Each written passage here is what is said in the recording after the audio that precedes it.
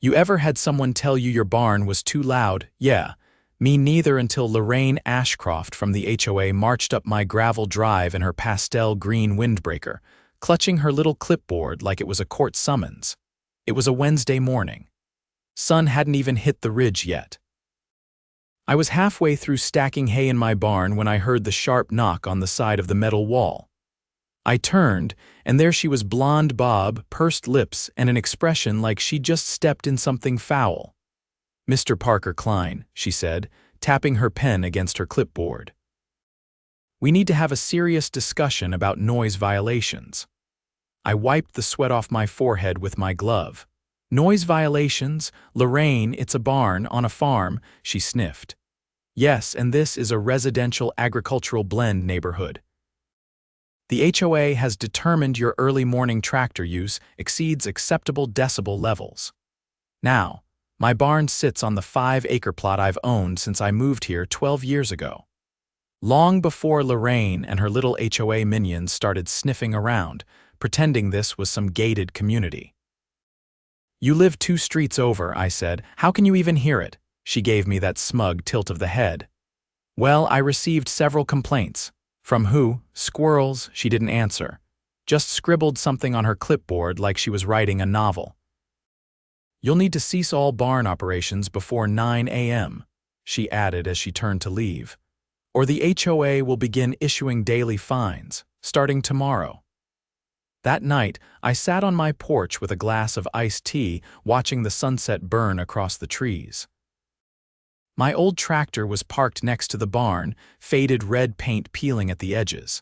It hadn't bothered anyone in over a decade, not once. But Lorraine had made it personal. So the next morning, Thursday, I woke up at 4 a.m. sharp, rolled out of bed, and pulled on my work boots with a grin. Then I fired up the tractor. The engine roared to life like a dragon clearing its throat. I let it idle for a few minutes longer than usual, just enough to rattle some windows. My barn lights lit up the dark like a stadium. At 4:15, I started circling the property. By 4:30, I saw Lorraine's bedroom light flick on from 2 streets over. Guess she heard it after all, and that was just day 1. By the time the sun crested over the ridge that morning, I had already made 5 full laps around my land, each one slower than the last. The old John Deere's engine hummed steady, its tailpipe puffing out lazy clouds into the crisp air. I was halfway through dragging a harrow across the eastern field when a dark gray SUV pulled up at the end of my drive. Out stepped a man in khakis and a golf shirt with a logo I didn't recognize. He was tall, early 50s maybe, with a clipboard tucked under one arm and an expression that said he didn't want to be here. He walked up the gravel like he was trying not to get dirt on his shoes. "You Parker Kline?" he asked. I cut the engine and climbed down, brushing off my hands. "That's right.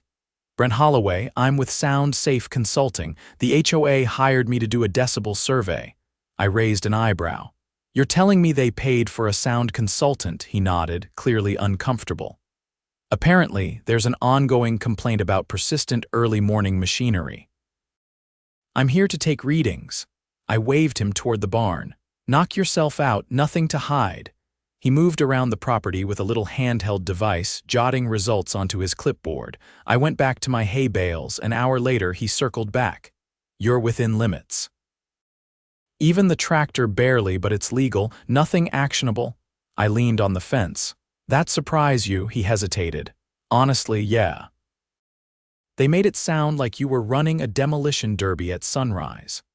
Guess they forgot to mention I've got a muffler on that thing and half my land's shielded by trees."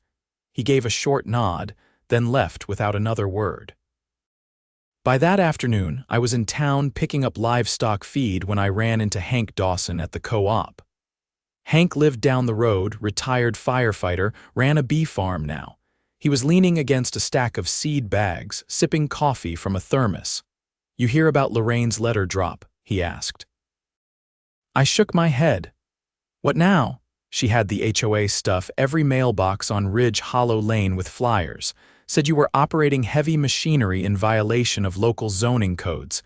Claimed you were lowering property values. I blinked. "That's slander," he nodded. "And illegal." She used the HOA's logo on it, didn't go through a vote. That got my attention. You sure? Got the flyer myself. No date stamp, no board member signatures, just her name and a bunch of made-up community concerns. When I got back home, I found the same flyer rolled into my mailbox. It was printed on glossy paper with a red border like some kind of safety alert. Unregulated industrial activity on residential property, it said in bold letters. Below that, a blurry photo of my tractor taken from the street, probably with a phone camera, followed by a list of risks, including soil contamination and noise-induced stress. I stared at it for a long moment, then pulled out my phone and called my cousin, Rachel. She worked as a municipal code officer 2 towns over and had once helped me navigate a fencing issue with the county. This flyer, I told her, says I'm violating zoning, but I've had this set up for over a decade and I've never gotten a single notice. She asked me to send her a picture. 10 minutes later, she called back. Parker, not only is that flyer full of lies, but using an HOA logo to distribute false legal information, that's mail fraud. If she sent it through the post, she could be in real trouble. She had kids on bikes drop them off. That's still distribution of fraudulent material. If the HOA didn't vote on it and she did it herself, that's abuse of authority and possibly impersonating a legal entity. That night, I drafted a letter to the full HOA board. I included Rachel's input, quoted the municipal codes word for word, and attached a copy of the flyer. I also contacted 3 other residents on Ridge Hollow Lane, all of whom confirmed they received the same flyer and had never voted on any of the claims by Friday. I had a meeting scheduled with the town's code enforcement department.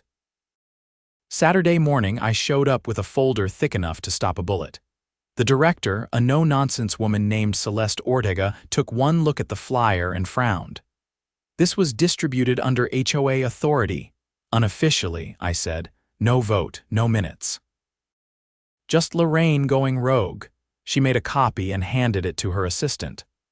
I want to look into her filings, she said. If she's issuing warnings under false pretenses, that's a violation of her fiduciary duty as a board member. Possibly criminal if it caused financial damage. I thanked her and left feeling more hopeful than I'd felt in days. Monday morning, I got the next surprise. A certified letter from the HOA. Notice of fine. Continued non-compliance with community guidelines. Inside was a bill for $150 for excessive use of industrial equipment before approved hours. No timestamp, no supporting documentation, just the fine. I called the number listed at the bottom. A voicemail picked up, generic message, so I paid a visit to the HOA office, a rented suite above a dog groomer's shop in downtown. The receptionist, a girl barely out of college, looked up from her laptop as I walked in. I'm here about this fine, I said, holding up the letter. She took it, scanned it, and frowned. This doesn't have an authorization number, meaning usually fines go through the board's approval process. This one's just typed. Typed by who? She hesitated, then pulled up a screen. Lorraine Ashcroft submitted it directly. No co-signers, I leaned forward. Is that normal? Not remotely, she said. Fines require a 2/3 board vote and documentation. This isn't valid.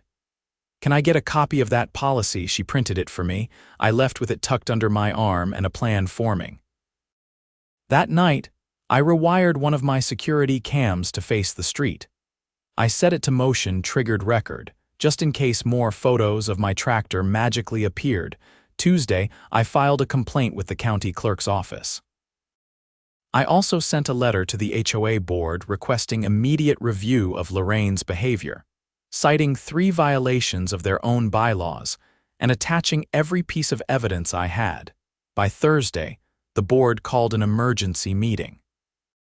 They tried to hold it virtually, probably to avoid a crowd, but I showed up in person at their listed address. When they realized I was recording the session, they tried to object. "This is a private board meeting," one of them said. "Nope," I replied, holding up the HOA charter. Open Meeting Clause, Section 14. All disciplinary hearings must be accessible to the accused. They had no rebuttal. I laid out my case: the unauthorized flyer, the unsanctioned fine, the false claims, the lack of board approval. After 3 minutes, 2 of the board members were already glancing at each other. By the end of the hour, Lorraine was silent, arms folded, eyes glued to the table. Then Celeste Ortega walked into the room. She had a folder in her hand and her ID badge hanging from her belt. "Sorry to interrupt," she said, "but this concerns public record. Miss Ashcroft, I need to speak with you about a potential misuse of municipal property codes and the unauthorized dissemination of legal threats." The room went still. Lorraine tried to respond, but Celeste shook her head. "Not here, at the station." They left together. No one else in the room said a word. I stood up, nodded to the board, and walked outside into the warm spring air. The next morning, I fired up the tractor again, same time, same route. Only this time, I had neighbors waving from their porches. By the following Saturday, Lorraine Ashcroft's absence from the HOA office had become the talk of Ridge Hollow Lane. A few residents who'd once backed her began quietly distancing themselves. One even stopped me near the feed store to ask if I knew when the board elections were coming up again. I didn't answer. I just nodded and kept walking, but Lorraine's sudden silence didn't mean the trouble stopped. If anything, it got stranger. On Monday, I was up by the north fence line, replacing a cracked post near the creek bed, when I spotted a white sedan parked just outside the boundary of my property. It was facing my barn, engine off, windows tinted. I watched it for a while. No one got out. It just sat there, like it was waiting for something. After 40 minutes, it rolled away without so much as a tire squeal. Later that evening, I checked the footage on the barn's motion cameras. The sedan had passed by 4 separate times that day, each time slowing to a crawl near the gate. I copied the footage onto a flash drive and stuck it in my desk drawer. The next afternoon, I got a knock on the back door, rare since everyone uses the front porch. It was Sheriff Amos Dillard, a man whose handshake could crush a brick and whose voice never rose above a drawl. He'd been in office longer than I'd lived in the county. "Parker," he said, tipping his hat. "Mind if I come in for a minute?" I stepped aside and shut the door behind him. He leaned against the kitchen counter. "Got something odd across my desk this morning. Thought I'd bring it straight to you." He pulled out a folded sheet of paper. It was a formal complaint to the sheriff's office, accusing me of operating unlicensed machinery for commercial gain on residential land. It claimed I was running a black market salvage yard out of my barn. There were even photos attached, grainy ones taken from a distance showing my tractor, the hay trailer, and a few piles of fencing supplies stacked by the side of the barn. "I've seen these," I said, taking the paper. "Who filed it?" He scratched his jaw. "No name, anonymous, drop off." But it was put in an HOA envelope, slid under the door before we opened. "Can someone just do that?" He exhaled through his nose. "Not legally, no, and we don't act on unsigned complaints, but I figured you ought to know. Someone's still pushing real hard to paint you as a public nuisance." I set the paper on the table and looked out the window. The wind had picked up, rustling the tops of the trees beyond the pasture. Something about the whole thing felt off, like a puzzle missing half its pieces. "You ever hear of an HOA filing criminal reports without board approval?" I asked. He shook his head slowly. "If they did, it'd be impersonating a legal entity. Especially if they used official stationery to do it." I opened the drawer by the stove, pulled out the flash drive, and handed it to him. "There's a sedan I don't recognize, been circling my property, might be nothing, but it started right after Lorraine's hearing." He nodded as he pocketed it. "I'll run the plates if we can catch a clear image. Meantime, keep your lights on at night." That night, I installed 2 more trail cams along the back fence and set my barn lights to motion detect. I also locked every gate, even the ones I never used. By Wednesday morning, the HOA board posted a notice on the community bulletin by the general store, typed, not signed, no timestamp. It said that due to recent events, board oversight procedures were being updated and that temporary leadership measures were in place. No mention of Lorraine. No explanation. When I walked into the store later that day, I found Hank Dawson flipping through a bag of sugar feed. "You see that notice?" he asked without looking up. "Yeah, you," he nodded. "I asked Judy at the bakery who's running things now. She said there's no interim president. Just shared leadership. Sounds like nobody wants the job, or nobody wants to be associated with what comes next." He gave a short grunt of agreement. "Someone tried to dig up my septic records last week, said they were from the HOA. But when I asked for ID, they left. That made my stomach tighten. They doing this to anyone else?" He lowered his voice. "3 others on our road, all folks who have spoken up about Lorraine. Someone's keeping tabs." The next day, Sheriff Dillard called me back. "We got a partial plate from that sedan," he said. "Registered to a property management firm out of state, but here's the twist: the firm dissolved last year. No forwarding contact. You think Lorraine's still pulling strings? She's not on the lease. And her name doesn't come up on any of the filings, but someone's funding this." That same afternoon, Rachel, my cousin from Municipal Code, called with an update. "Remember those flyers Lorraine distributed?" she asked. Turns out she used a printer service run out of a shell company. I dug through the business registry. That shell company is owned by a trust. Guess who the trustee is? I didn't answer. Her brother. Lives in Florida, runs 3 other companies, all of them linked to HOA consulting. I felt the blood drain from my face. "You're saying this was bigger than a noise complaint?" Rachel's voice was tense. "I think she was trying to manufacture enough violations to trigger a lien on your property. If she'd succeeded, the HOA could have forced a sale under some state laws." I gripped the edge of the counter. "But it's not a gated community, and I'm grandfathered in." That wouldn't have stopped her from trying, especially if she forged signatures or backdated minutes. "Can you prove it?" "I've got enough to raise flags with the state HOA compliance office. But you'll need to get the board to release full financial records. If there's a paper trail, that's where it'll be." I thanked her and hung up.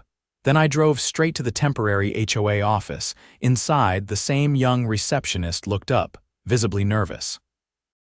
"I need access to the HOA's financial reports," I said. "Specifically, fund disbursements and third-party contracts over the last 18 months. She hesitated. "That requires a board motion." I placed a copy of the HOA's bylaws on the counter, flipped to the clause on transparency, and tapped it. "As a dues-paying member, I have the right to inspect records during business hours. Unless your board plans on violating another state statute, I'll be waiting." She disappeared into the back. 20 minutes later, one of the remaining board members, a nervous-looking man named Frank, handed me a file folder. "Just keep it here," he said. "You can look but not take." I sat down and flipped through the pages. Buried in the middle was a ledger showing a $5,000 payment to Cypress Consulting LLC 3 days before the flyers went out. The payment was marked as community outreach materials. Cypress Consulting was listed under the same Florida address Rachel had mentioned. I took photos of every page, then closed the folder and left without a word. That evening, I sent the images to Rachel, who forwarded them to the state's HOA investigations unit. She also filed a formal complaint with the county's civil division. By Friday, subpoenas were issued. The story broke in the local paper the next morning. HOA president under investigation for fraud, misuse of funds, and attempted property manipulation. Lorraine's photo was front and center, taken from an old HOA newsletter, her expression frozen mid-speech. The paper also listed the consulting firm's connections to multiple HOA lawsuits across the state, including one case where a board president had funneled funds into a private equity deal. That afternoon, a squad car pulled into Lorraine's driveway, and 2 plainclothes investigators stepped out. Neighbors watched from porches. No one spoke. I was back in the barn, replacing a hinge on the feed room door when I saw them lead her out in cuffs, The metal clinked as they shut the cruiser door. She didn't look at me. Didn't have to, because by then, everyone in town knew the truth. And the barn? It kept running just fine. Saturday night brought a cold snap.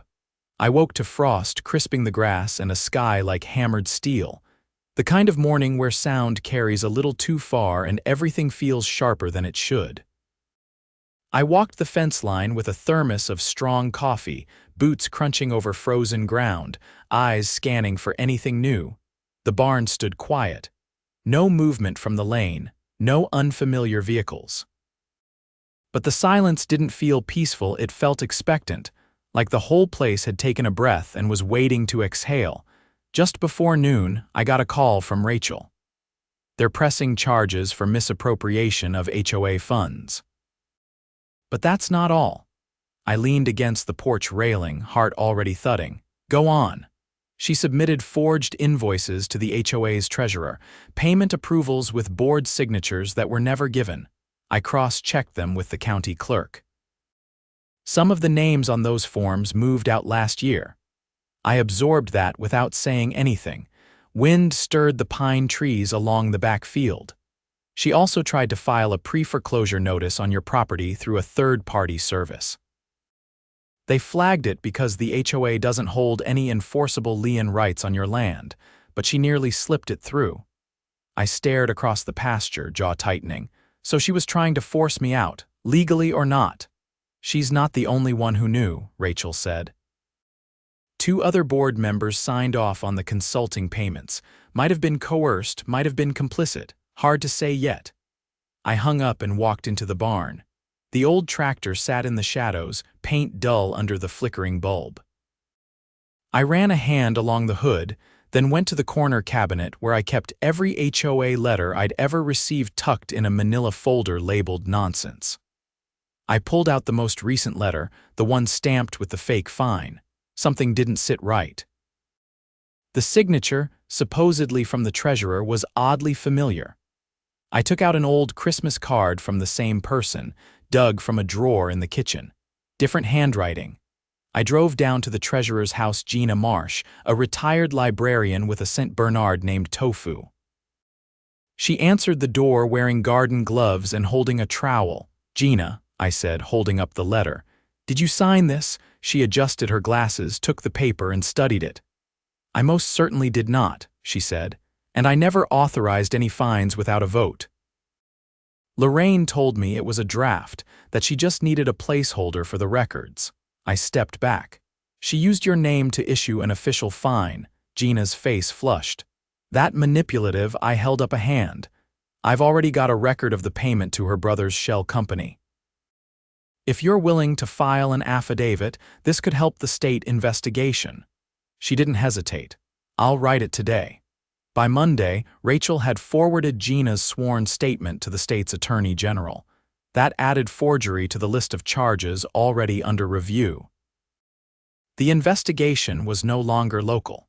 It had moved up the chain to the State Bureau of Oversight and Regulatory Affairs. Then came the news no one saw coming. Turns out Lorraine had been involved in a multi-neighborhood scheme. She'd served as a consultant on the boards of 2 other HOAs in adjacent counties. Same pattern: fraudulent fines, inflated legal threats, and attempts to trigger property seizures under fabricated liens. One man, a Vietnam vet named Howard who lived about 30 minutes east, had already sold his home after Lorraine's group threatened foreclosure. He'd been living in an RV behind a church when the investigators found him. When the story broke, it made the regional paper's front page. HOA president tied to multi-county real estate fraud ring. And suddenly, people started talking. The board members who'd stayed silent began appearing at community meetings again, this time red-faced and sheepish. One of them, a man named Carl, even stood up during the next open session and said, "We let her run things because she was loud and confident. We didn't ask enough questions." I said nothing. Everyone already knew my answer. The state issued a cease and desist on all HOA enforcement activity until a full audit could be completed. Every fine Lorraine had issued, including mine, was declared illegitimate. Refunds were ordered. Her assets were frozen. A week later, a letter arrived from the state's compliance division. They were recommending the complete dissolution of the HOA unless the residents voted to restructure it under new leadership with third-party oversight for at least 2 years. At the emergency vote, the result wasn't even close. 92% in favor of dissolving. With the HOA dissolved, the neighborhood reverted to county regulation. That meant no more fines over barn noises, no more fabricated letters, and no more HOA board wielding power like a private army. I mowed the front pasture that evening, humming as the blades spun through the tall grass. The air felt lighter, even if it still carried the early bite of winter. Down the road, kids played in a yard where Lorraine once filed a complaint about unauthorized play equipment. Across the fence, Hank waved from his porch, raising a mug in my direction. I waved back, then headed into the barn to shut things down for the night. Inside, the tractor's engine ticked quietly as it cooled. Dust floated in the beam of the overhead light. I stood still for a minute, listening to the quiet. Not the kind of silence that holds tension, but the kind that meant something was finally over. Out by the mailbox, I installed a new sign. Private property, no soliciting, no HOA. No one protested. Not long after, the county held a town hall meeting about HOA abuses across the region. They invited me to speak. I didn't lecture or rant. I just told the story how it started with a complaint about a barn being too loud and ended with a criminal investigation that exposed a statewide fraud network. At the end, a woman from another neighborhood stood up and asked, "What's the first thing we should do if we suspect our HOA is out of control?" I said, "Read the bylaws. Then start asking who's signing the checks." That got a few chuckles, but more than that, people took it seriously. A month later, I got a letter from Howard, the vet who lost his home. He'd found a new place with help from a local charity, said he was back on his feet. He thanked me for bringing Lorraine down. That letter went in the same drawer where I used to keep the fines. The one labeled nonsense had been emptied, burned, and never replaced. And the barn, it still runs at 4 in the morning. Only now, the only thing anyone hears is the sound of a man doing honest work and a community that knows better than to let power go unchecked again.